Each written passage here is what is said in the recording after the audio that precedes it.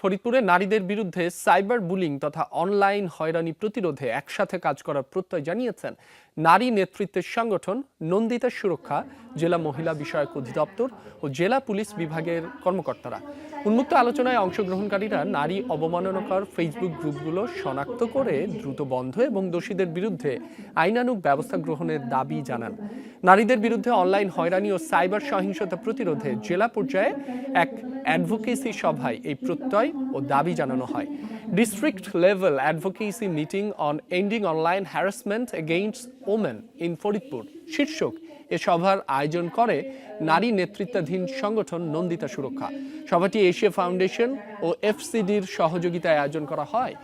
সভায় পুলিশ প্রশাসন, মহিলা বিষয়ক অধিদপ্তর, জেলা লিগ্যাল এইড অফিসের প্রতিনিধি, নারী উদ্যোক্তা, তরুণ তরুণী প্রতিনিধি, এনজিও কর্মী, গণমাধ্যম কর্মী এবং নারী নেতৃত্বাধীন সংগঠনের প্রতিনিধিরা অংশগ্রহণ করেন।